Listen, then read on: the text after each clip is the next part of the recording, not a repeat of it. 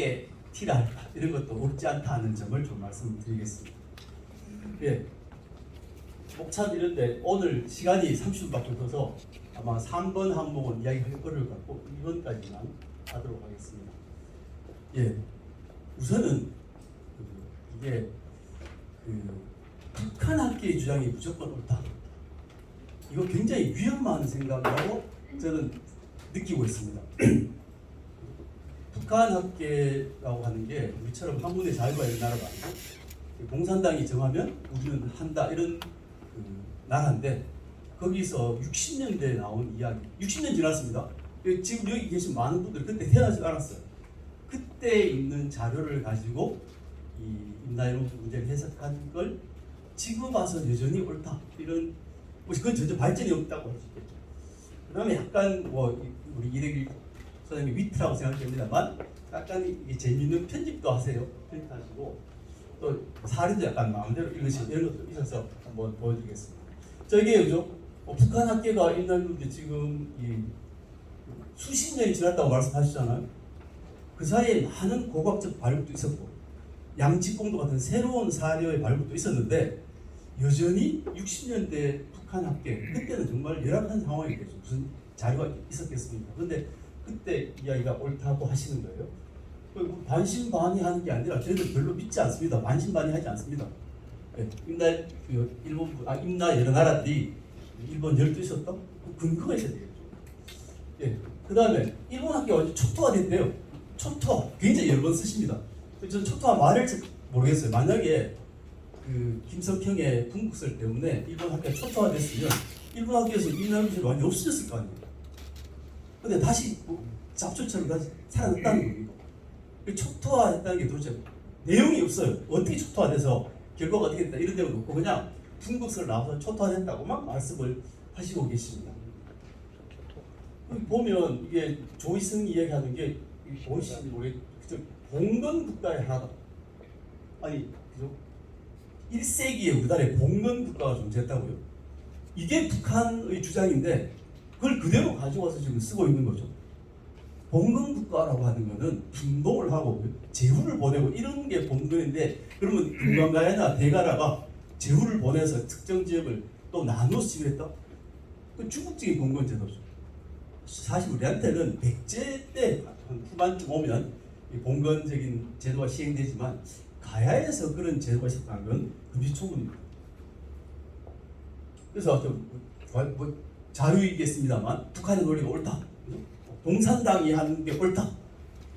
지금은 좋은 세상이죠. 사실 80년대만 해도 북한 책을 보기만 해도 잡혀갔던 시대 있었는데 한 40년 지나서 북한 주장이 절대로 옳다고 해도 믿을 수 있는 상황이 된 것 같습니다. 네, 봉건국가 아까 말씀드린 거죠. 그리고 삼국유사 왕력에 보면 아래서 태어나셨죠. 수로왕이. 그리고 158년을 다스렸습니다. 기록을 믿자는 거잖아요. 근데 여기는 4년 다스렸고 5년 다스렸어요. 근데 어떻게 158년을 혼자 다스릴 수 있는 거예요? 여기서 요거는 제가 앞에 악마는 원래 매스컴에서 많이 쓰는 말 제가 그대로 썼습니다. 여기 보면 뭐라고 했습니까? 야쿠자에게 식민사학자를 칭송하는 국사편찬위원 이렇게 말을 했어요. 근데 이거는 편집을 하신 겁니다.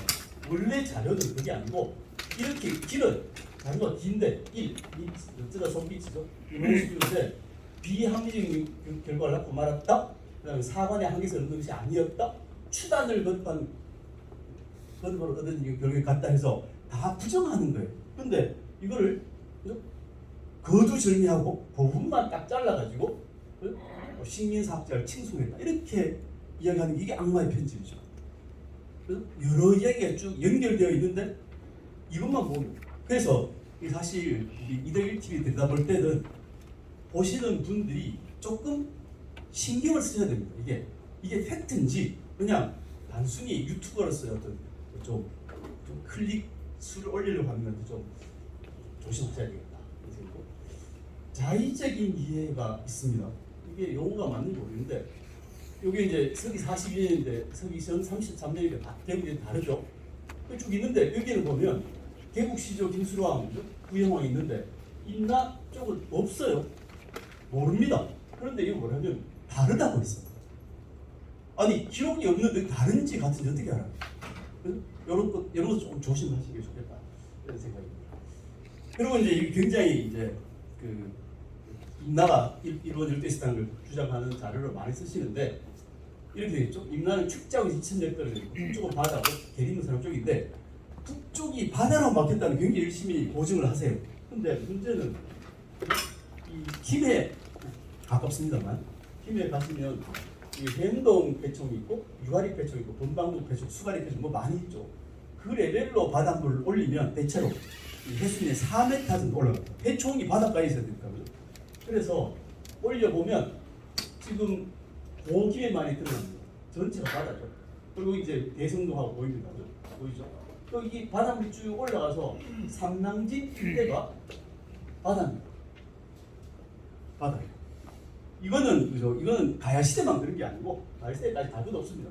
달 거 없고 이 신문 기사에 보면 하구 뚝 건설 전에는 밀물 때 바닷물이 물금치에가 올라갔고 또 대조기에는 삼랑진까지 근대에도 바닷물이 올라갔습니다.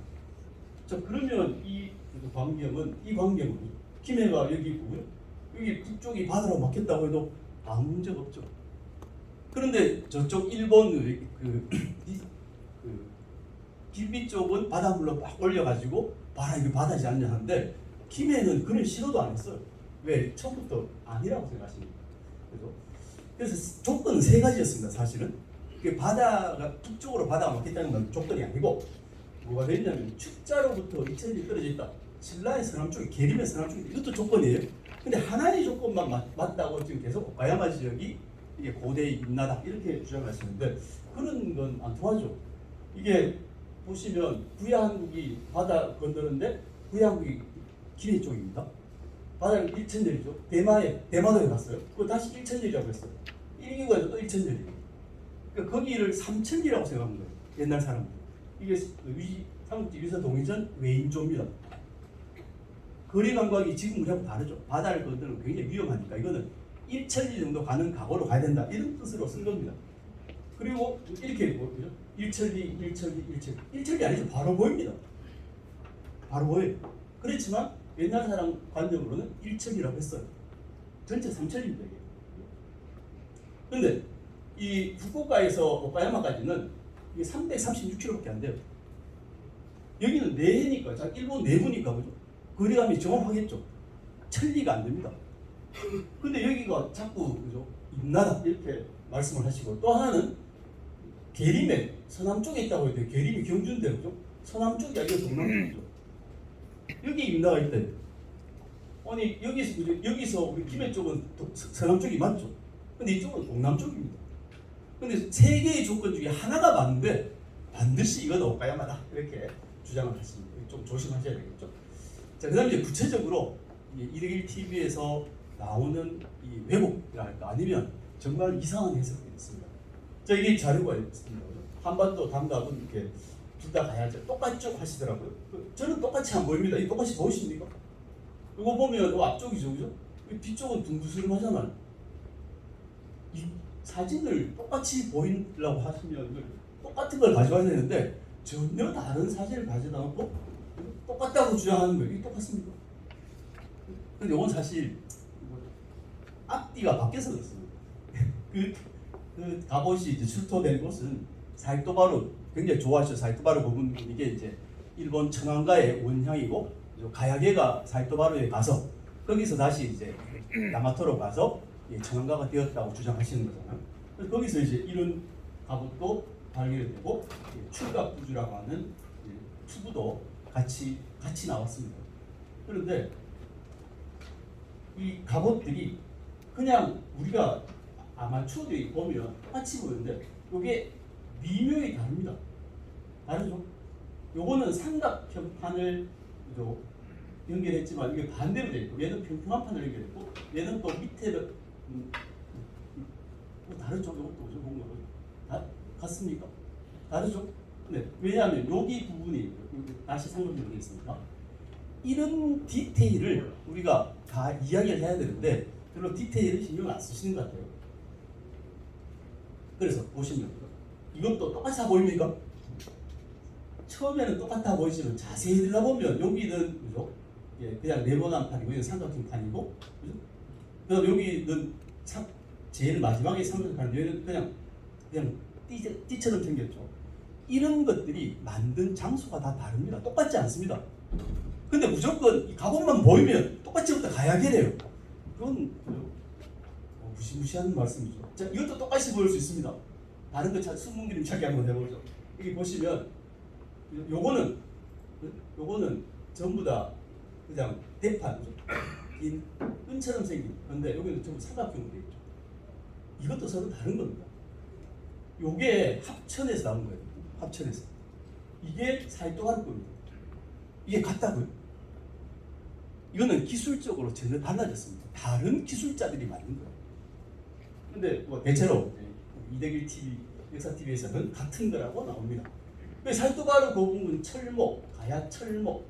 철모란 말도 약간 우리가 조심을 해야 되는데 철모와 투구는 다릅니다. 철모라고 하는 것은 우리가 병사들이 철모 쓰잖아요. 그럼 병사들이 갑옷 입나요? 모자라고 하는 것은 밑에 것과 상관없이 쓰는 게 모자고 쇠로 만들면 철모입니다. 병사들이 철모 쓰죠. 그런데 투구는 갑옷을 입어야 투구를 쓰는 겁니다. 이게 철모라는 게 아무리 그래도 그렇지 철모라는 말은 좀 그죠? 이게 그렇지 근데 우리 철모 쓰는 같은 느낌이잖아요. 이거 보면 같은 세력이 만들었다 이렇게 단정을 하고 계세요. 이거 똑같다고 합니다. 안 똑같습니다. 이게 제법 다릅니다. 여기서 보면 그죠? 이게 고령지사동 가야철모 그죠? 살도바르 고분 방언 가야철모 이렇게 해서 이게 같은 거라고 굉장히 강조를 많이 하십니다. 자, 근데 고령지산동 고문군은 이 산 위에 봉긋봉긋하게 이쁘게 무덤을 쭉 만들었죠. 이쁘다 그죠? 그렇게 수영식 석박이나 뭐 석실분 이런 형태로 되어 있습니다. 그런데 아까 살도바르 고분군에서 나온 거는 이게 지금 지하식 행렬묘라고 하는 건데 이거는 위에 집이 있어요. 밑에 땅굴을 팠습니다. 북한식이죠. 땅굴 파기 됐습니다. 이 안에서 발견되는 거예요. 그러면 묘제라고 하는 게 우리가 잘 안 바꾸죠, 사실은. 뭐 지금은 우리 화장을 많이 하지만 옛날에는 정말 어떻게든 땅에 묻으려고 노력을 많이 했습니다. 그런데 산 위에 이렇게 높게 무덤을 쓰다가 갑자기 땅굴을 파고 들어갔는데 이게 같은 세력이다. 그럼 쉽게 말하면 우리가 뭐 모나미 볼펜이 일본 열도에서 하나 나오면 거기가 우리 땅이다 이런 거하고 똑같은 거죠. 그죠? 그런 단순한 생각은 좀 지양하면 좋겠다고 보고 있습니다. 그럼 이 살도바르 고분군이라고 하는 게 굉장히 복잡한 구성을 하고 있고 지금 아마 그 이덕일 소장님께서는 여기서 나온 게 아닌가 생각하실 거예요. 전방후원물에서. 왜냐하면 야마토에다 이게 전방후원을 쓰니까. 근데 그게 아니고 여기 있는 지하식 형님 시적으로 늦은 여기서 나타난 것들입니다. 그래서 살도바르 고분군 자체가 여러 가지 복합적인 묘제를 갖고 있는 고분군이다라고 하는 성격을 전혀 이해하지 못하신 거죠. 갑주입니다. 갑주, 바로 투구와 갑옷이죠. 이것도 많은 연구를 하고 있습니다. 많은 연구를 하고 있고 이 연구를 통해서 이게 우선은 투구나 갑옷 자체가 우리가 처음 만든 건 아니에요. 중국에서 쪽에서 만들어져서 우리 쪽으로 와서 우리가 그걸 개량하고 이제 쓰다가 다시 또 일본 열도로 전해졌어요. 일본 열도 전해서 막 만들고 이게 우리가 지금도 우리 반도체 이런 걸 중국에 수출해서 다시 완제품 만들어서 오잖아요. 옛날은 안 그랬다고요? 무조건 일방적으로 흐른다고 생각하십니까? 아니 일본 열도가 훨씬 노동력이 싸고 임금이 싸면 거기서 만들어서 일본한테 다시 수입할 수 있는 거죠. 그래서 투구 중에는 갑옷과 투구 중에는 우리나라에서 만든 게 아니고 일본 열도에서 만들어진 게 있다고 일부 있다고 생각해요. 대부분은 우리나라 거예요. 그렇지만 일부는 일본 열도에서 들어왔다고 하는 거예요. 그런 연구를 합니다. 그래서 이 보면 외계 투구, 철도가 아니고 충각구주와 차양주라고 하는 게 있는데 이게 일본계 판갑인 대금계 판갑이랑 같이 가야뿐만이 아니고 백제에서도 출토됩니다. 그러면 이게 차양주가 백제에서 출토되면 다시 살도바르 고분군은 백제와 관계 있는 같은 집단이 만든 거라고 또 해야 되잖아요. 그러면 살도바르 고분군은 가야계입니까? 백제계입니까? 너무 단편적인 자료를 가지고 엄청 큰 걸 다 판단을 하세요. 저희들은 무서워서 그렇게 못합니다. 왜? 많은 이 공부하는 사람들이 저놈은 무슨 잘못을 하고 있나를 유심히 보고 있어요. 하나하나 꼬투리를 잡아가지고 조집니다. 그게 학계입니다. 그래서 우리 학계, 우리 박 선생님 와 계시지만 저하고 박 선생님은 학술적으로 엄청 다릅니다. 인사는 이렇게 하지만 저분이 생각하는 거하고 저분이 가진 능력하고 저는 문헌적으로 주장하기 때문에 제가 전혀 다르고 아 그래 이야기는 듣지만 속으로는 이거 안 그럴 것 같은데 이럴 수도 있는 게 학계예요. 근데 여기 많은 분들은 이덕일 소리를 하면 다 정말 무슨 교주님 말씀하신 것처럼 다 따라가세요. 그냥 그대로 맞다 하면서 그걸 가시는 것 같은데 그거는 좀 우리 교수님 말씀 잘 새겨드려야 돼요. 그래서 이 충각적 부주와 차양주라고 하는 것은 외계 투구다 이렇게 생각하는 게 왜 이유를 제가 다시 말씀드리죠. 그냥 하는 게 아니라 우리나라에서 바로 아까 철모 그죠? 차양주가 발견된 곳은 고령 지산동 아까 우리 소장님 보여주셨죠. 그 다음에 김해두곡이 차양주가 나왔어요. 김해두곡은 우리 부경대학교 제가 소속되어 있는 부경대 박물관에 있고 우리가 발굴을 했고 저희 학교에 있어요. 그 차양주를 제가 봤습니다.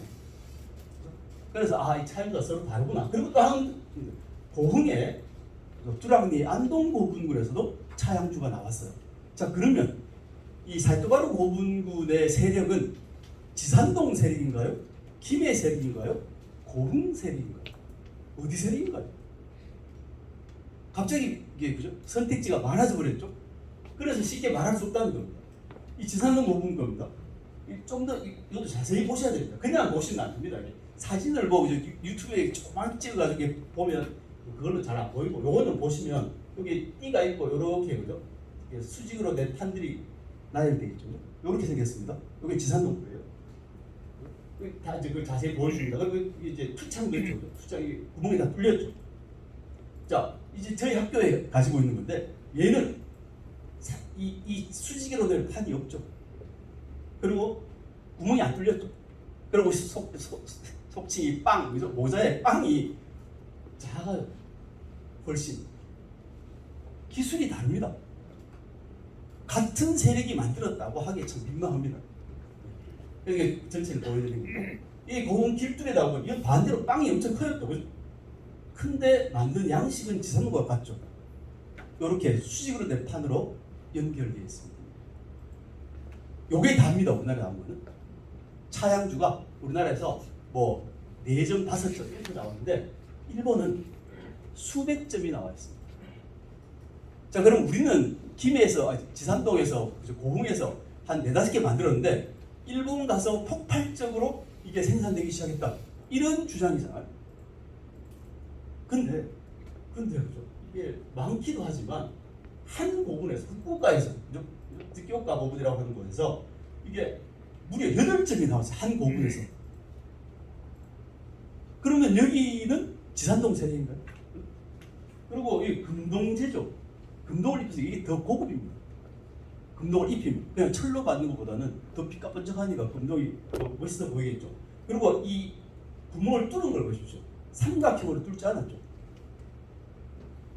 이 과연 같은 세력이 만든 차양주는 전부 다 같은 세력이 만들었다고 이야기할 수 있는 거예요. 그래서 이 지켜보는데 이건 80m 길이의 전방 후원분이고 전방 후원분은 사실 가야의 묘제가 아니죠. 우리나라에 없는 건 아니지만 일본 열도에 많은 묘제, 압도적으로 많고 우리나라에 13개 정도 있는 그런 묘제인데 그러면 전방 후원분이 가야의 묘제다라고 이야기하는데 정말 그게 주장이 가능하면 일본 학교 가서 발표를 하십시오. 그러면 정말 한일 관계사를 완전히 뒤바꿔 놓을 수 있습니다. 근거가 있습니다. 그리고 그 안에서 석관이 나왔어요. 석관이 아마 처음 보셨을 겁니다. 우리는 목관을 쓰지 석관을 안 쓰는데 이게 돌로 아예 관을 만들고 위에 뚜껑도 있고 그리고 이제 이게 무거우니까 노끈을 걸어서 이렇게 내리는 이렇게 손잡이 같은 역할을 하는 것도 있는 이런 석관에서 차양주가 나왔습니다. 그래서 그 옆에 있는 고분에서는 충각부조라는 일본의 전형적인 투구에 한 무덤에 2개 남았죠. 이것도 후쿠오카입니다. 그러면 여기도 가야인가요? 그럼 가야가 너무 많잖아요. 일본 전체가 가야다. 진짜 이 차양주가 발견된 걸 다 찍으면 일본 전체가 빨갛게 다 가야다라고 해야 됩니다. 이건 오사카도 찍히죠. 이것도 빵이 크고 이게 동글동글하게 생겼죠. 구멍을 뚫은 게. 이게 일본에서는 이게 자기들 거다. 그죠? 충각 구조 우리 거의 안 나오거든요. 그다음에 이게 차양주도 우리나라 5개 나오고 일본에 수백 개 나오면 당연히 어떻게 생각하겠습니까? 일본에서 많이 만들었나 보다라고 생각하는 게 상식입니다. 물론 뭐 역사는 꼭 상식은 아니지만 여기 교토에서 나온 거죠. 그다음에 여기 또 후쿠이현은 어디입니까? 저 우리 동해 쪽, 저 위에 교토 이쪽이죠. 도토리거든요. 그래서 이 전국에서 이 차양주들이 일본 심지어 이런 것도 나와요. 요거는 몽고바형의 이게 우리나라의 전통적 고대 전통 그죠? 제법 이제 일반적으로 사용된 투구의 모습인데 그거랑 차양을 결합한 형태도 나옵니다. 요게 바로 우리 몽고발형 투구가 건너가서 일본에서 차양주로 발달하는 과정의 과도기에 있는 작품으로 보여요. 근데 일본 사람들도 이게 한반도에서 건너온 그런 투구인가 이렇게 이제 생각하는 거죠. 자, 세 번째는 키노조가 가야인이 축조한 산성이다라고 했습니다. 물론 이거는 이등승 개인의 생각이 아니고 북한 학계가 이미 그렇게 생각하기 때문에 그걸 따라하신 거긴 하지만 그래서 이제 보면 사진도 이렇게 많이 찍으시고 했는데 이게 판축공법이기 때문에 그죠? 여기 보시면 판축공법이니까 이거는 가야법이다 이렇게 얘기하셨어요. 그런데 풍납토성 백제의 초기 수도죠. 풍납토성도 판축토성입니다. 그럼 판축이라는 걸 가지고 어떻게 이게 가야라고 단정할 수 있습니까?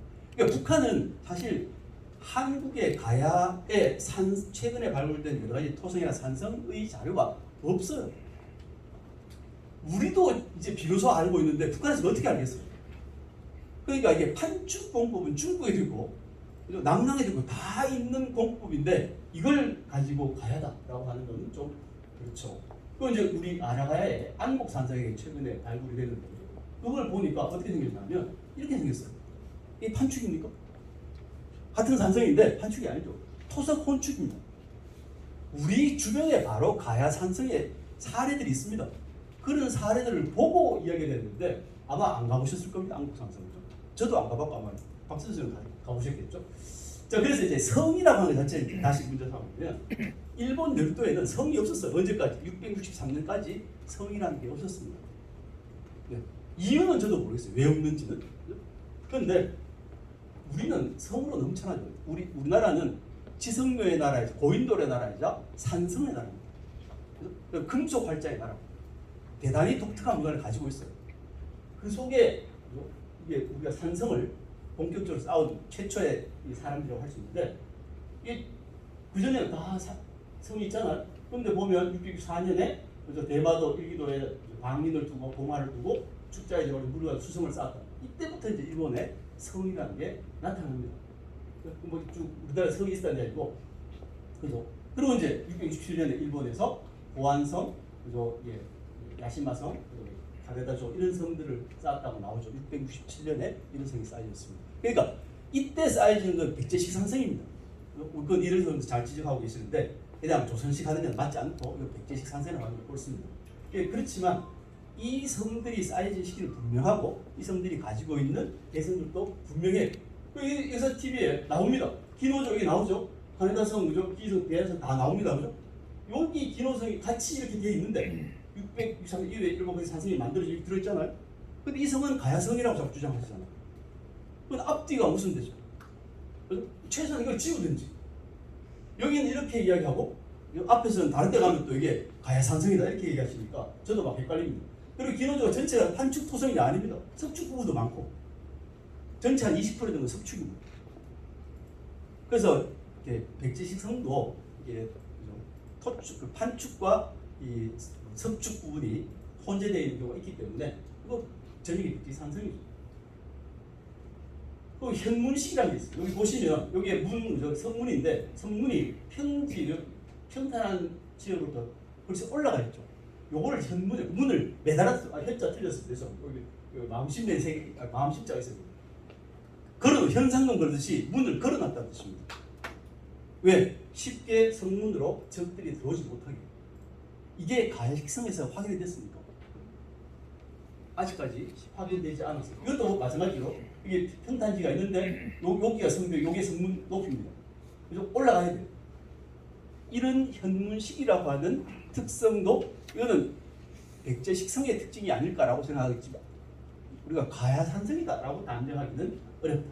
자, 그래서 이제 우리가 대충 이제 오카야마 이쪽에 그 기노조가 있는데 그 대안에 같은 시기에 쌓인 야시마성이 660일 쌓은 야시마성이 있습니다. 자, 그 성을 보시겠습니다.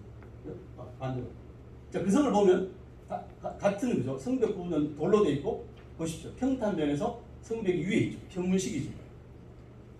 그 바로 앞에 있는 그죠? 660일 쌓은 백제의 산성이 기노조와 같은 형식으로 쌓였다는 걸 보여줍니다. 보여주는데 자꾸 가야산성이라고 주장하는 거죠. 의도는 있죠. 확실히 보이시죠? 이 야시마성입니다. 기록에 기노조는 기록이 없지만 이 성은 기록에 660을 만들었다고 되어 있고 이런 식으로 쌓는 게 바로 이게 성문이 들어간 입구입니다.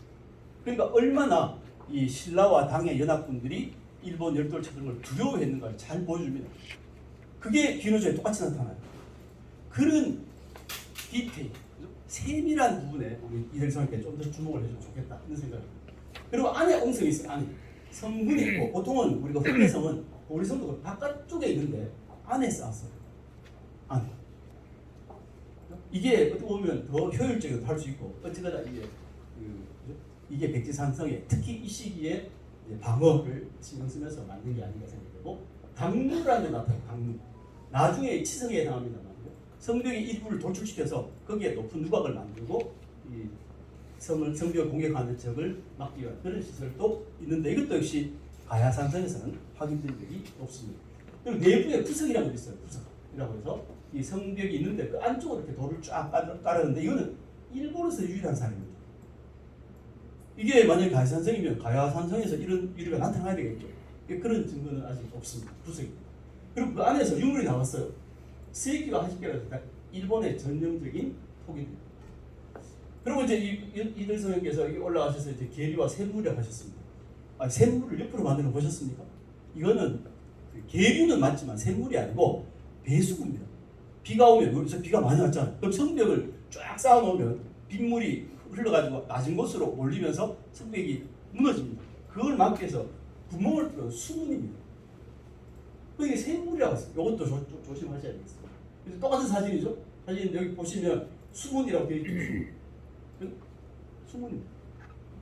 성벽이 무너지는 걸 막기 위한 시설입니다. 그래서 여기 보면 수문, 그죠? 이 바깥쪽이죠. 수문이에요. 그 성벽이 바깥에 있는데 아니 그럼 샘물목으로 밖에 나갔다가 쭉 끊어져 죽거나 그죠? 아니 저한테 맞아 죽죠 이게 이런 곳에 샘이 나오면 어떡하겠습니까? 그리고 이제 이게 우리 안악산성, 가야산성인데 가야산성은 어떻습니까? 크기도 작고 주로 꼭대기만 이렇게 감싸고 있기 때문에 우리가 이 태매식이라고 하고 지금 기노조처럼 포국식 산성이 아닙니다. 이거 대야성입니다. 같은 백제에 쌓은 성이에요. 여기도 보면 이쪽에 지금 잘 안 보이죠? 여기 좀 이렇게 물 계류를 가로지르는 성벽의 경우에는 거기에 물이 빠져나오는 수문을 만들더라는 거예요. 그 백제가 있었던 말 맞는 말씀입니다. 자, 근데 하여튼 그 663년부터 일본에 나타나는 성들은 백제산성이라는 지적은 정말 옳은 말씀인데 이게 고치성이 백제산성이라고 하셨어요. 보시면 이 고치성이라고 하는 거는 이게 경사절죠. 우리나라 성에서 경사진 거 보셨습니까? 그래서 이 성은 일본 위키피디아를 찾아오면 만든 해가 지금 1332년에 만들어서 거의 600년 맞춰서 1873년에 개성이 된 그런 성이에요. 그러니까 일본 중세 이후에 만들어진 성이고 보시면 이 성벽이 완전히 다르죠. 우리랑 다릅니다. 이거는 가까이 또 있습니다.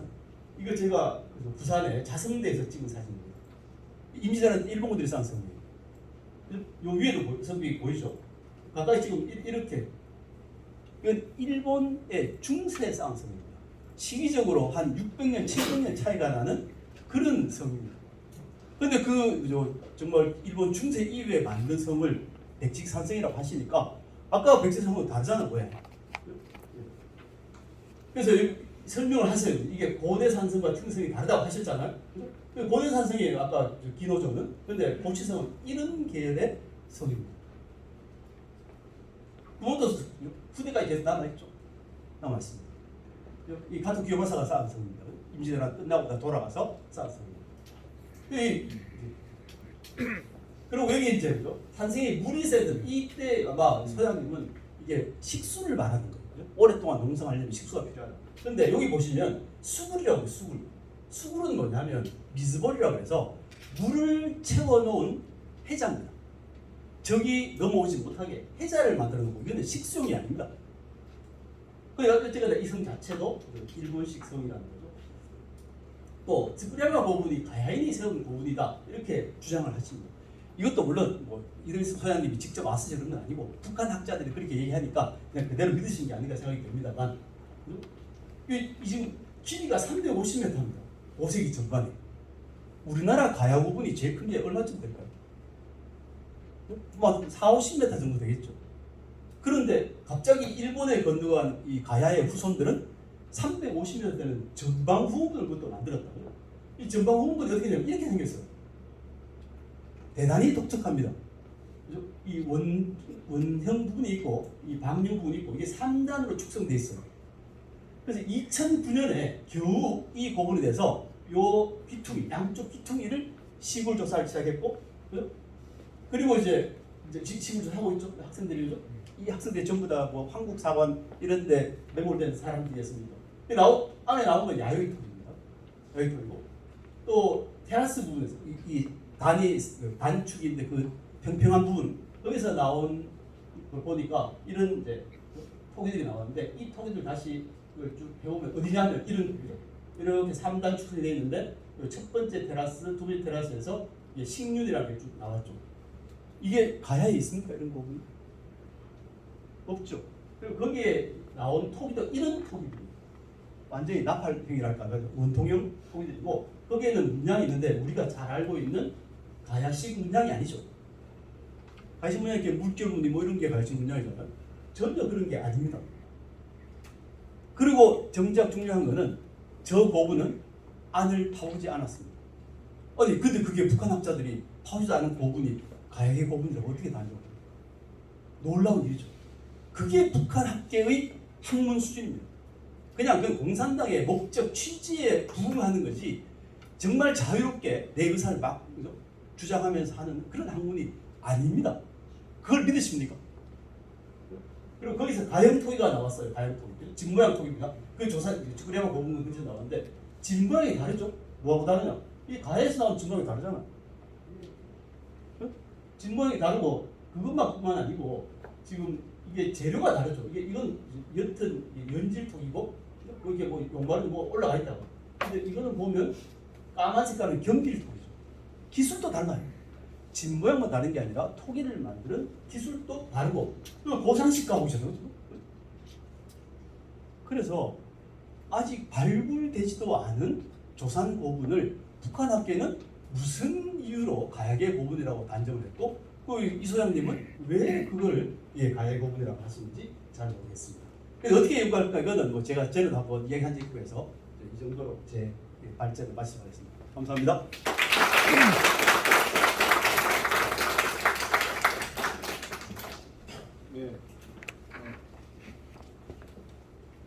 네, 이근우 부경대 사과 교수님 수고하셨습니다. 다음으로 이어서 이덕일 순천향대학교 대학원 교수님께서 발제해 주시겠습니다.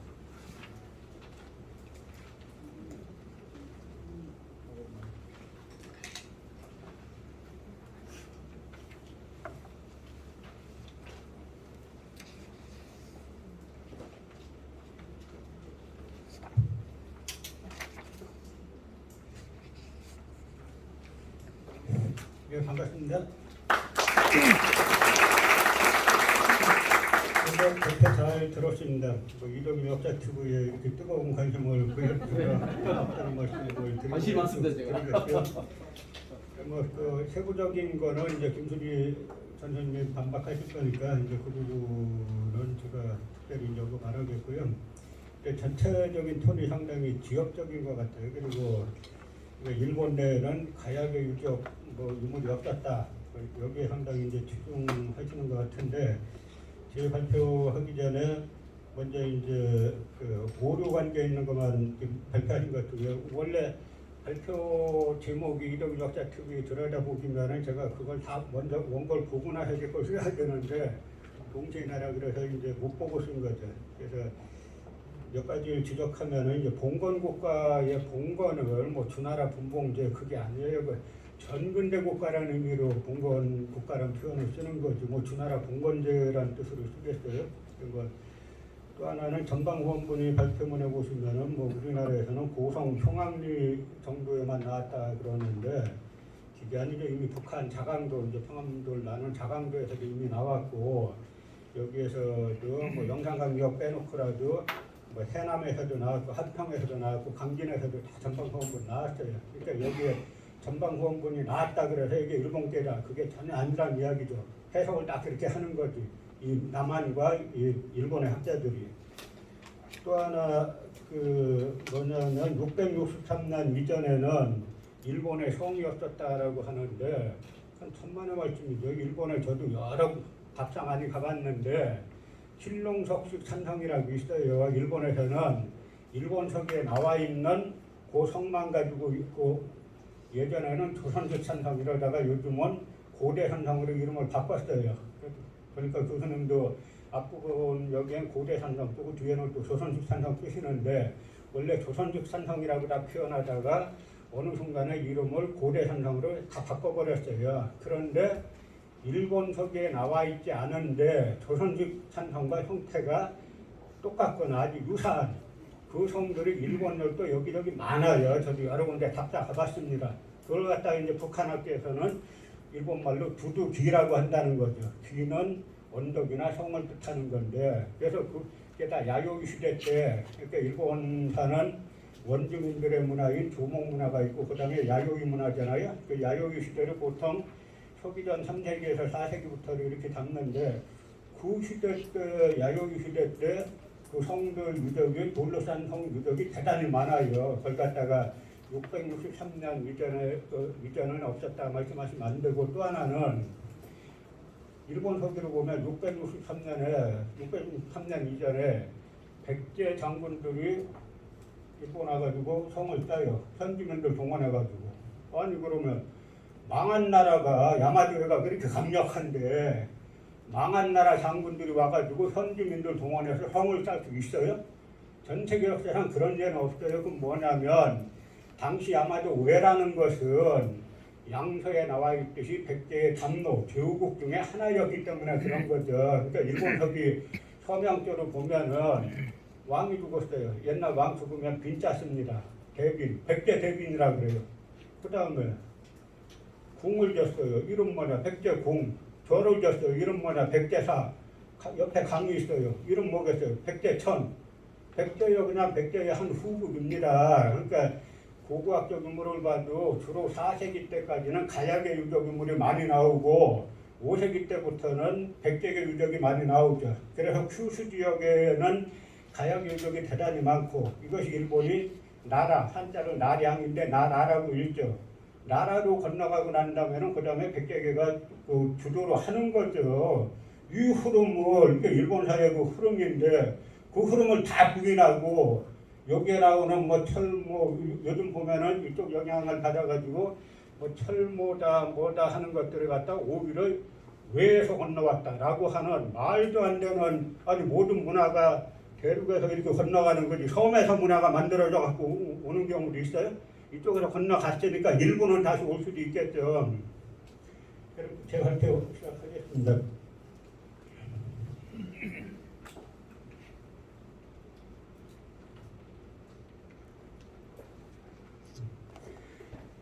먼저 북한 학계 거를 베꼈다라고 하시는데 베낀 게 아니고 학문적 견해가 같은 부분이 있다라고 말씀해야죠. 왜냐하면 남한 학계는 베꼈죠. 남한 학계라는 데는 일본 거하고 똑같아요. 100%. 그냥 추종하는 거죠. 추종하는 틀에서 조금 움직이는 거니까 남한 학계는 없다고 봐도 과언이 아니라고 할 수 있어요. 여기에서 여러분이 발표문 보시면 14쪽에 이근우 교수님이 직접 쓰신 거예요. 이덕일 교수는 무엇을 근거로 우리 학계나 일본 학계의 견해가 아니라 북한 학계의 견해를 따르고 있는지 알 수 없다. 이 식으로 우리 학계, 남한 학계와 일본 학계를 같은 거로 하잖아요. 그런데 저는 북한 학계를 추종하는 게 아니고 북한 학계 책들 보니까 저희 견해하고 맞으니까 하는 거예요. 그걸 갖다 이제 민족학의 입장이라고 하는 건데 이 입장에 선 거는 저뿐만이 아니라 최재석 교수님도 계셨고 윤열 교수님도 계시고 소진철 교수님도 계시고 이병선 교수님도 계시고 김인배, 김문배 선생님들도 계셔요. 그래서 이분들은 다 분국설의 관점, 그러니까 분국설의 관점에 서 있는 분들은 북한 학계도 분국설이고 저희도 분국설이죠. 단지 북한 학계나 저희는 임나는 뭐냐면 가야계가 일본 열도에 진출해서 그런 소국 분국이다 이건데 그 위치에 대해서는 조금씩 다르죠. 그러니까 이병선 선생님 같은 분은 대마도라고 보고 있고 김인배, 김문배 선생님 같은 경우는 큐슈 지역이라고 보고 있고 저는 전화 북한 학계에는 오카야마 지역이라고 보고 있는 건 맞아요. 그럼 제가 여러 근거를 사료들 보니까 이게 타당하다라고 해서 받아들인 거지 남한 강단사학계 같이 지금도 무조건 일본인도 추종하는 그런 건 전혀 아닌 거죠. 근데 이 점에서 남북한 학계의 차이가 왜 형성됐는지를 한번 보셔야 됩니다. 저희가 해방 공간이라고 불리는 시기가 있어요. 아직까지도 보니까 갈라파고스라고 하잖아요. 남한 강단사학계를. 딴 지역은 이제 레드 컴플렉스 이런 거 못 씌우는데 아직 이 지역은 일본 구구와 남한 강단사학이 하나가 돼가지고 아직 우리나라 북한과 똑같이 하는 거 아니냐. 아닌 게 아니라 1980년대에 윤내영 교수님을 저 강단사학계에서 국가관법으로 안기부에 신고했어요. 그래서 안기부에서 출장 조사 나왔습니다. 뭐가 달라졌어요? 지금 1980년대하고. 북한은 1960년대에서 안 바뀌었다 그러는데 아니 분국서로 김덕평 선생이 제기했고 조유승 선생이 훨씬 더 정교화했죠. 안 바뀐 게 아니라 발전했죠. 남한 강단사학계는 일본인들이 만든 임나 가야설 100몇십 년 동안 그대로 오고 있지 않습니까? 그런데 지금 이 차이가 왜 나는지 이해하시려면은 해방 공간 1945년부터 1948년까지를 해방 공간이라고 하는데 이 해방 공간에서 어떤 일이 있었냐. 이때 역사 연구하는 집단, 요즘으로 학파라 그럴 수 있는 곳이 세 군데 있죠. 그 한 군데는 민족주의 역사학계, 이 세력은 바로 독립운동가들의 역사관을 계승하려던 그런 학회인데요. 불행하게도 해방 이후에 친일 세력이 다시 정권을 장악하면서 다들 제거되거나 그 다음에 정인보 선생이나 민세 안종 선생 같이 6.25 때 납북이 돼가지고 사라졌습니다. 그 다음에가 사적 유물론을 추구하는 사회주의 역사학계가 있고 이쪽 학계의 사람들이 대부분 월북해가지고 이쪽을 주축으로 해서 일부 이쪽이 가담해가지고 만드는 것이 만들어진 것이 북한의 역사학계예요. 그럼 남한 역사학계는 뭐냐? 식민사학계, 황국사관, 조선통독부 식민사관을 추종하는 사람인데요. 조선작천수회 출신의 이병도, 심석호가 주축이에요. 그리고 분단, 친일 재집권의 최대 수혜 집단이고 남한 역사학계를 100% 장악했죠. 그래서 아직도 황국사관을 추종해가지고 한반도, 한사군 한반도선, 임나가야설을 추종하고 있고 그 다음에 분절적인 사고 또 남의 거 건드리면 안 돼. 정치학과 여기서 역사하지 마. 사학관에서도 너 고대사잖아. 딴 거 하지 마. 분절적인 사고로 자기네 곡을 갖다가 총독부에 향하는 학설을 계속 유지하고 있는 그런 집단인 거죠. 그래서 북한 이야기는 했고요. 그 다음에 남한의 실증사학이라는 거에 대해서 이 사람들이 조선사천수의 출신들인데 해방 이후에도 조선사천수가 맞다라고 할 수 없잖아요. 그러니까 식민사관을 갖다 실증사학이라는 이름으로 딱 이름표만 바꿔가지고 마치 실제에 의한 자료에 의한 역사하는 것처럼 이제 국민들로 호도해 왔는데 이 부분에 대해서 우리 김수리 선생님이 이게 바로 수다사학이다라고 뭐 하시니까 이따 시간 있으시면은 시간 되면은 말씀하실 걸로 생각합니다. 그런데 이 사람들이 특히 이병도 신놓고 이 사람들이 분단에 기대가지고 학문 권력 유지한 거는 어제 오늘 일이 아니에요. 예를 들어서 육군 방첩대장 김창룡 암살 사건이 있어요. 1956년 1월 30일인데 저 사건이 대회에 엄청난 충격을 줬습니다. 저 김창룡이 일제 헌병 보조원 출신이에요. 근데 육군 방첩대장이 돼가지고 엄청나게 많은 사람들을 죽였죠. 물론 그 중에는 실제 뭐 그 북한의 간첩 혐의로 받는 사람도 있겠죠. 그런데 김창룡이 죽었을 때, 암살당했을 때 여기 백범 암살을 갖다가 안두희가 김창룡이 지시했다라고 이렇게 진술을 했지 않습니까? 나중에 또 번복하기라고 왔다 갔다 했는데 이건 둘째로 치고 이 김창룡의 비문을 누가 썼냐? 남한 국사학계의 태두라는 이병도가 썼어요. 여기서 그 내용을 한번 보세요. 고 김창룡 중장 묘갈명 조국 치안에 중책을 띠고 불행히도 순직하였다. 이 참변을 듣고 뉘안이 놀래고 싫어하랴. 아 이런 변이 있을까. 나라의 큰 손실이구나 함이 이구동성의 외침이었다. 특히 동란 중에는 군 검경 합동수사본부장으로 맹활동을 개시하여 간첩, 오열, 부역자, 기타를 검거 처단함이 근 2만 5천 명.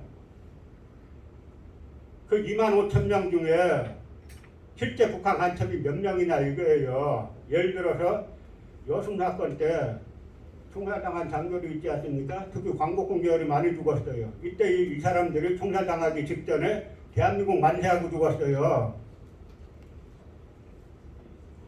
그걸 둘째 치더라도 2만 5천 명을 죽인 걸 갖다가 역사학자라는 사람이 이렇게 쓸 수 있냐 하는 이야기죠. 그는 이렇듯 나라의 유공하였다. 그 사람들이 불타는 조국에와 책임감, 급기야 그 직무에 죽고 말았다. 아 그는 죽었으나 그 흘린 피는 전투에 흘린 그 이상의 고귀한 피였고 그 후는 길이 호국의 신이 될 것이다. 김창룡이 호국의 신이 된 나라에서 살고 싶으세요? 전혀 살고 싶지 않아요. 이런 사람을 갖다가 태두로 모시는 데가 남한의 강단사학계예요. 그러면 지금 마치 아직 한국도 제가 이 민주당 180석을 뭐 170석, 180석을 한심하게 생각하는 게 저 국가보안법상에 뭐 북한으로부터 실제 지령을 받거나 돈 받았거나 해가지고 활동한 사람은 처벌해야 됩니다. 그건 어느 나라나 자기 국가를 보호하는 법이 있어요. 그런데 찬양고무죄 이거 유엔에서도 매년 한국 인권 보고할 때 매년 그 찬양고무죄를 없애라고 하잖아요. 그거 손못대고 뭐 하겠느냐 하는 이야기죠. 저도 여기에 찬양고무죄 걸릴 수 있어요. 걸리거나 말거나 할 얘기 하면은 1949년에 북한의 홍기문, 그 임꺽정을 쓴 홍명희 선생의 아들인데요. 일제 때부터 요시찰 인물이죠. 이분이 홍기문 그 미두 전문가인데 미두라 그래도 북한은 중국제가 쓰니까 이 홍기문 선생이 쓴 이 글을 보고 1949년에 조선의 고고학에 대한 일제 오용학설의 검토 이걸 제가 보고 깜짝 놀랐어요. 1949년이라는 걸 염두에 두고 한번 보세요. 일본 제국주의가 조선을 완전한 식민지로 만들기에 성공하자 그들의 소위 역사학자들은 조선 역사에 대해서 비상한 관심을 보였다. 과연 어떠한 것들인가? 첫째, 초기전 1세기부터 4세기까지 약 500년 동안 오늘의 평양을 중심으로 한나라 식민지인 낙랑군이 설치됐다는 것이요. 이게 한사군 한반도 설이죠. 둘째, 신라 백제와 함께 남조선을 분부하고 있던 가라가 본래 일본의 식민지였다는 것이요. 가라가 일본의 식민지였다는 것이요. 임날곤무설. 그래서 북한에서는 1961년도에 제가 이 북한에서 북경대 그 박사기 논문이 나오면서 리지린 선생이 고조선 연구를 펴내면서 한사군은 낙랑군은 평양이 아니라 요동에 있었다라는 걸로 1961년도에 정리를 했고 그 다음에 1963년도에 월북학자인 대구 출신 분이에요. 월북학자인 김석성 선생이 삼한 삼국의 일본 열도 분국들로 그 임날본부설 다 초토화시켰어요. 그런 1963년도에. 그런데 남한학계 뭐냐 이거예요. 아직까지도 총론에서는 우리 임날본부설 극복했다. 총론에서 그래요. 강론 들어가 보면 다 임날본부설이죠. 임날본부설의 핵심이 뭐냐. 가장 중요한 게 위치예요. 임나 위치가 어디냐. 그럼 임나 위치가 일본 열도다라고 하는 분국설에 따르면 꼭 일본 열도 여기 찍던 저기 찍던 우리 별 크게 관심 안 가져도 돼요. 다 여기를 비정해놓고 하니까 그 당시에 일본은 369년에 뭐 했다는 건데 369년도 아니라 120년 끌어올려가지고 369년이라는 건데 그 당시 일본은 야마도에는 국가체제도 아니에요. 철기 생산 능력도 없어요. 이런 철기 생산 능력도 없고 국가체제도 아닌 데가 한반도 여기까지 건너와가지고 다 점령하고 신라를 점령 공격했는데 망한 거는 가야라는 거고 이런 말 같지도 않은 얘기를 갖다가 아직까지 신봉하고 있는 게 남한의 강단사학계라는 데죠. 일본 석유. 그리고 뭐 야단법도 가야사 보니까 일본 석유는 뭐 고대인이 쓴 거고 삼국사기는 뭐 고려인이 쓴 거고 사기꾼이 쓴 게 자세하면 그게 사실입니까? 말 적게 해도 진실을 담은 게 사실인 거지. 그 일본 석유 무엇보다 연대 자체가 1000년 조작을 했어요. 그러니까 일본 석유는 복잡하게 할 것 없이 100명이 연구하면 학설이 100개 나온다는 거예요. 객관적 기준이 하나도 없어요. 그래서 일본에서 가장 큰 일본사 대사전 평범사에서도 신무주기를 서기년 660년으로 설정해 초기 천황들이 부자연스럽게 장수하고 신공황후기는 120년 정도 연대를 끌어올렸다. 이따 연대를 끌어올렸는지 안 끌어올렸는지 누가 알아요? 난 연대 끌어올렸다고 생각해. 하면 그 사람 학설이고, 난 아니라고 생각해. 그거 학설이에요. 이런 책을 갖다가 신공하고 공주에서 1970년대에 무동학력 주석이 나왔잖아요. 나오고 보니까 523년 5월 달까지 똑같아요. 삼국사긴 달까지만 그거 날짜는 안 쓰죠. 523년 5월 초 8일 주석하고 똑같아요. 이 똑같은 건 가짜라 그러고 이 연대 1000년씩이나 틀리는 거는 사실이라 그러고 이게 이제 남한 강단 사학계인 거죠. 일본 석기는 720년에 편찬했고 고사기는 712년에 편찬했는데 둘이 왕들 연대 쓴 거 보세요. 이제 127세, 137세, 여기는 84세까지 살았다는 거고 여기 45세 살았다는 거고 하나도 맞는 게 없어요. 이거는 사실이라 그러고 삼국사기는 가짜라 그러고. 그런데 일본에서도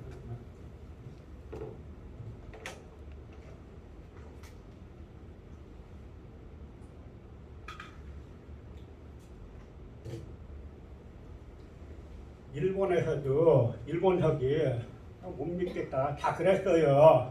정한론이 나오기 전까지는. 제 얘기가 아니라 이게 나이토 도라지로라고 나이토 코난이라고도 하는데 일본의 도쿄대회와 맞서서 교토대회를 이끌었던 그런 이제 아주 일본의 당시의 대표적인 학자 중에 한 명이었죠. 이 나이토 도라지로가 뭐라고 했냐면 이 이마니시류라는 식민사학자, 조선 총독부에 있었고 경성제국대에 있었는데 아직도 남한 강단사학자들이 너무 존경에 맞지 않는 인물이죠. 이 인물이 지금 백제사 연구 서문에 뭐라고 썼냐면 원래 아방 일본의 고대사 연구가는 일본 서기의 기년에 의심을 품는 사람이 많았기 때문에 여기에 대한 유력한 방증으로서 조선고사, 삼국사기 등의 기년을 참고하고 더욱이 그 기사의 내용까지도 조선고사에 중점을 두는 경향이 있었지만 그러니까 일본에서도 정한론이 나오기 전까지는 일본 석유 못 믿겠다 이게 다 안 믿었다 이거예요.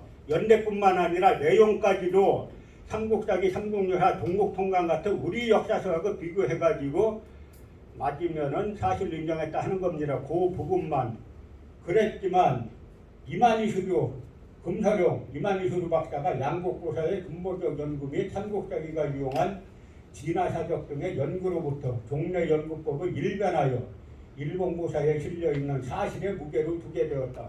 이게 뭐냐면 이만희수료가 삼국사기 가짜야 일본석이 진짜야 이러니까 총독부에서 밀었다는 거죠. 그때부터 삼국사기는 가짜로 몰고 일본석이 진짜로 봤다는 거예요. 그러니까 일본인들이 우리 점령하기 전까지는 삼국사기 가짜라고 본 사람 아무도 없어요. 여기 이기동이라는 그 동국대 교수고 한국학 중앙연구원장 했죠.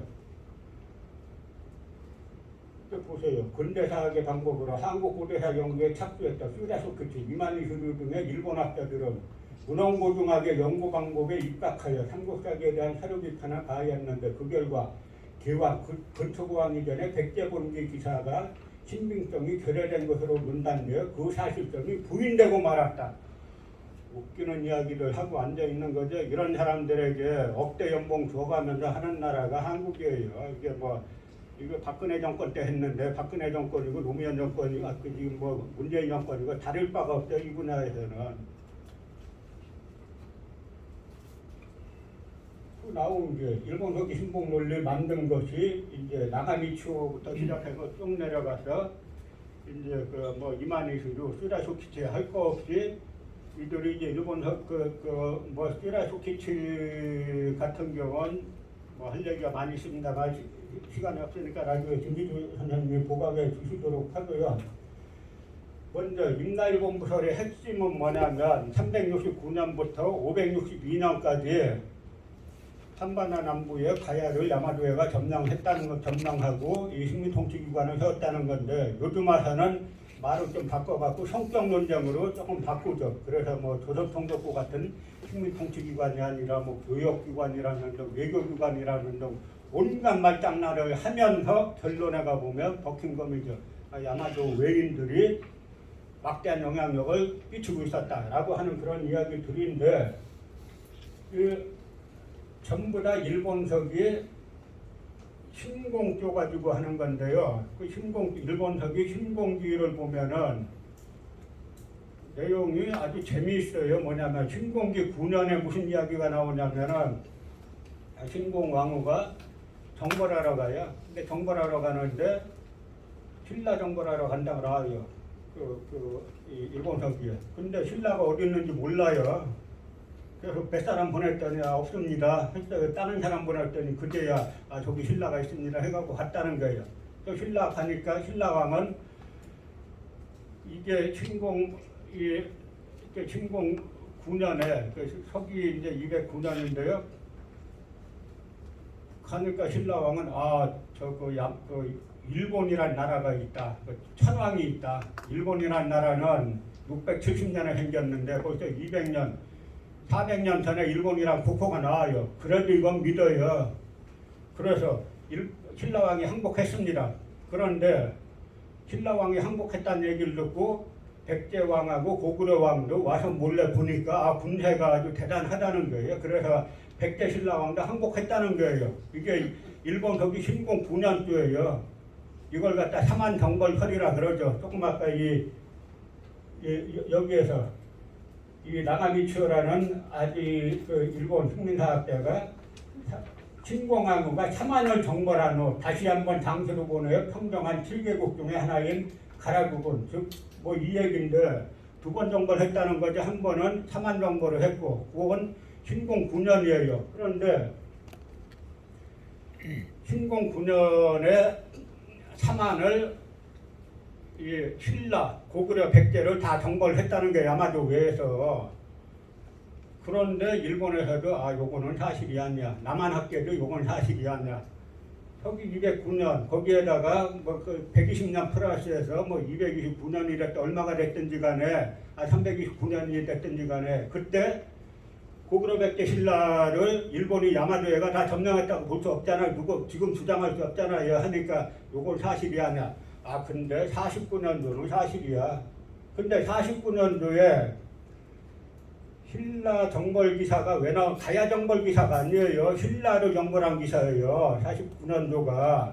그게 왜 나오냐면 46년에 그러니까 이 신공 9년에 고구려 백제 신라가 전부 다 야마도에 속국이 돼가지고 조공을 매년 바치겠다고 맹세했어요.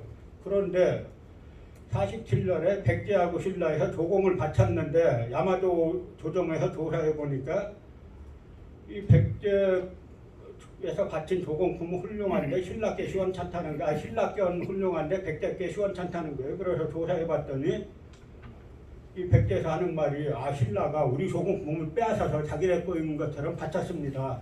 그래서 신공항우가 화가 나가지고 신라 정벌을 했다는 게 신라 정벌을 지시해가지고 2년 후인 신공 49년에 군대를 보내서 정벌하고 거기에 뭐 남가라 뭐 탁구 알라 어쩌고저쩌고 하는 뭐 다라 하는 그 7개를 신라로 공격했는데 망한 거는 가야라는 거예요.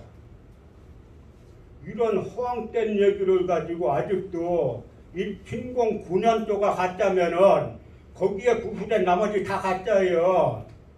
이 정벌 자체가 49년에 정벌 자체가 왜 일어납니까?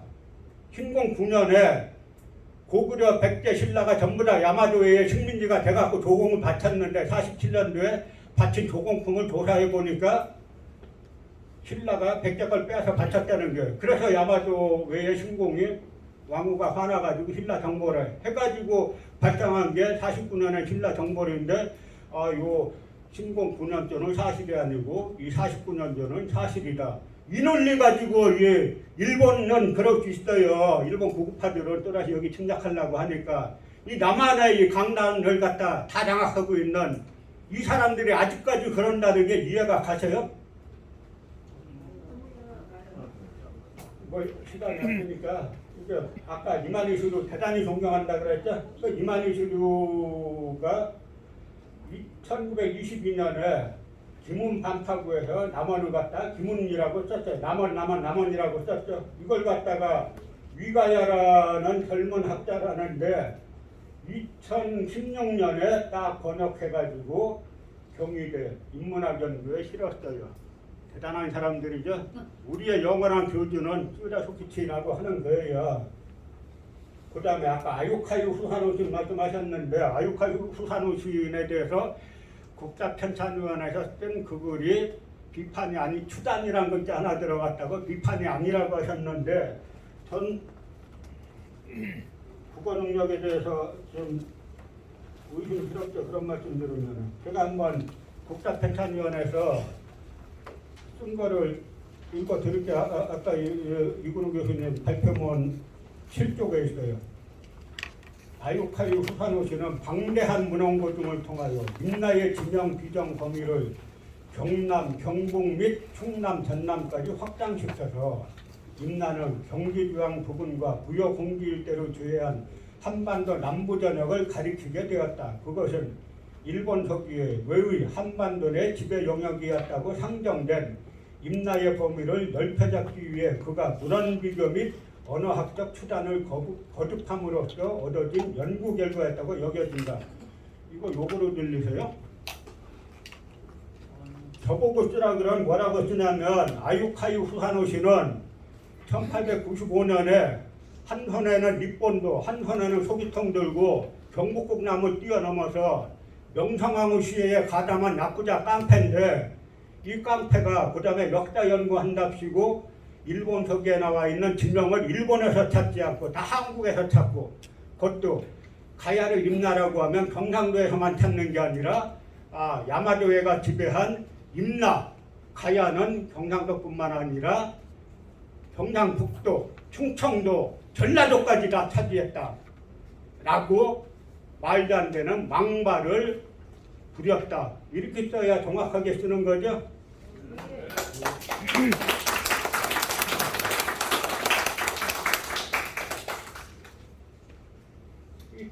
여기에 대해서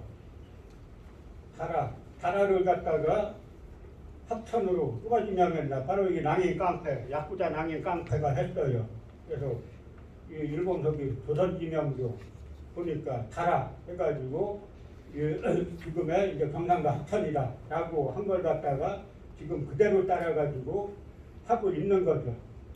이걸 갖다가 남한 강단 사학자들이 지금도 스승으로 여기는 시에마스 야스카즈 말정부와 조선통독부 조선작전부에 간사하였다가 경성제대 교수였다가 일본으로 쫓겨간 다음에도 한국 들락거리면서 서울대 국사학과 교수를 지도했다는 시에마스 야스카즈가 그대로 따라가지고 임나흥망사에서 타라 지금의 경상남도 합천이다 라고 쓴 걸 갖다가 그대로 따라가지고 나라에서 나랐던 그렇게 많은 돈을 들여서 가야 이 고궁군을 갖다가 세계문화유산으로 등재하라고 했으면은 삼국사기 삼국유사 우리 관점으로 가지고 하면 되는데 우리 관점은 사라지고 전부 다 일본의 관점, 그때 일본 침략주의자 관점으로 했기 때문에 지금 이런 사태가 벌어지고 있는 겁니다. 제가 시간 다 돼가지고 이제 그만 이제 마치겠는데 마지막으로 뭐냐면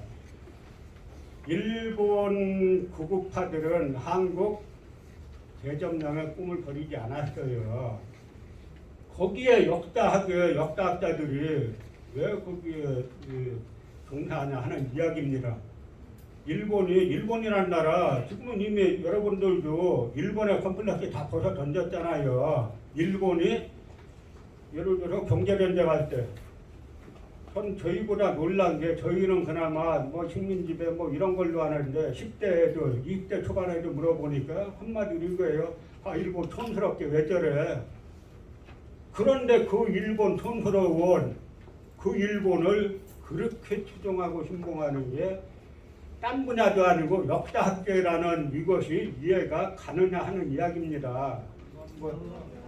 다른 이야기들은 저희가 토론 시간 때 그때 제가 이제 뭐 가야 건국 시기라거나 뭐 김수로 왕의 실종 문제라거나 하는 부분들은 그때 다시 말씀드리겠고요. 그 시간 다 되기 때문에 이만 마치겠습니다. 고맙습니다.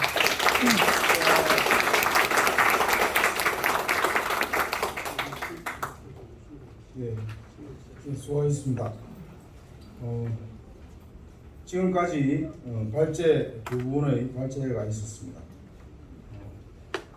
이건우 교수님, 이덕일 교수님께서 수고를 해주셨는데요. 이제는 발제자와 토론자가 함께 앉아서 서로 토론을 하는 시간이 있는데 20분간 쉬도록 하겠습니다. 그 사이에 질문들을 좀 찍으셔서 앞에 내놓으시면 되겠습니다. 그럼 저희들이 토론 시간에 반영하도록 하겠습니다. 저 시계로 3시 35분까지 쉬도록 하겠습니다. 나중에 좀 잠시 쉬었다가 또 질문도 내시고 3시 35분에 다시 시작하도록 하겠습니다. 감사합니다.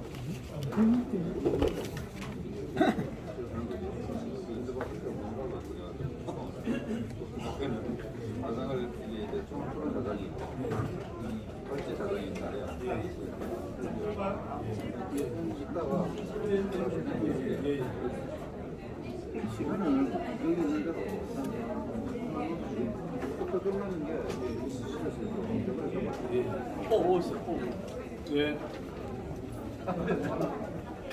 게 질문지 앞으로 내주시면 받겠습니다.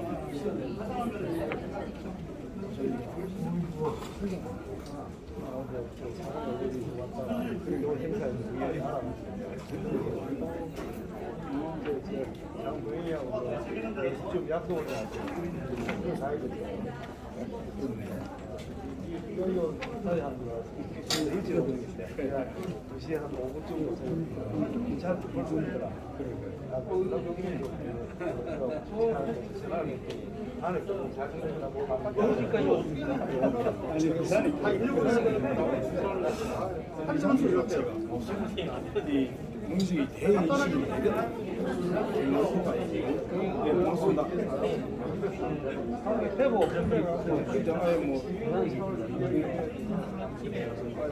대학이나 이런 데 내일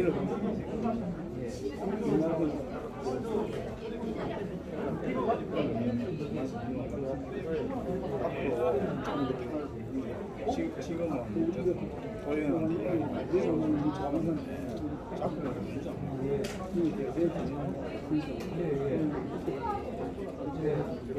제가 만들었어요.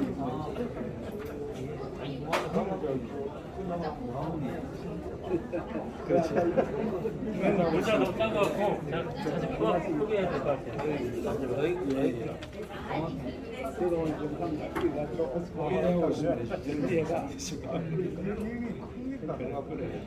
나는 지금 그 가야사에서 그 관심 안 두고 있다가 문들님이 가야사 뭐 이거 한다고 그러다가 현재 그 가야사 한다고 해서 찍거든요. 이게 어디로 하는 건지 모르겠더라고요. 그때부터 내가 가야사에 당신도 우리 저 경남여대 자문 교수로 모실게. 수민사를 가해서 바로 저 경남여대 김영현님. 아, 그걸 어디 이름 모르겠어요. 그 큰 문제. 심각한 문제. 나는 이거 다 보는 순간에 아 이거 네, 감사합니다. 왜냐면 그래야 학교에서 이건 아니다라는 이야기를 다 아무 말도 못 하고 있는 게 한거예요. 제가 왜냐면 나는 힘이 언니 그다 있는데 그럼 하나도 안 믿고 뭐 없다고 뭐 이렇게 해도 됩니까? 예? 이렇게 해도 됩니까? 새로 쏠까요? 너무 낙수같이 그죠? 너무 짧게 쓰시는데 조금 더 자세하게 문장으로 만들어 주시면 그 시작하고 나면 1,400%만 하고 그래. 장화이 만나기로 했네요. 오늘 약속을 3개를 하고 왔는데 그래서 중간에 여기 2시간 정도 시간 내가 거의 일부러 4시 요로 미쳐 나왔는데 나는 이게 그래 오래 치는 때는 모르고 이게 2시기 때문에 4시간만 거의 되겠다 싶어. 원래는 2시간 좀 하는데 이게 뭔가 되게 진지해. 그러니까 지금 아니 일반 공통적인 무서워 있는 일하고 그거하고 차이 때문에 그런 거예요. 이게 그래서 우리 국민들 입장에서 지금 상황을 해주니까 이왜 진지하고 하면 국민들 생각이 갑자기 역사하고 사람이 있다고 까먹고 그리고 어디 생각하는 게 모든 게 옳은 건 아니지만 내 마음속에 어느러진 걸 다 이야기를 하니까 그래서 내가 저걸 전부 다 니한테 나오시는 내 마음속에 어느러진 거 이거 그래서 이것은 일에 함으로써 나무 쪽에서 우리 생각 이것도 틀린 건 틀리고 이야기했는데 이 이야기가 저만대 가보다 거기 가는 그 탑에 있는 거다. 이같이 사회에서 정말 이 사람이 저기 100번, 20번 그 이야기 할수 있는 내용이 전중에 있었어요. 그러니까 누구든지 간에 나도 내 걱정이지만 제가 이야기하면 틀릴 수 있잖아. 이것도 틀린다는 거 보여주는 게 아니죠.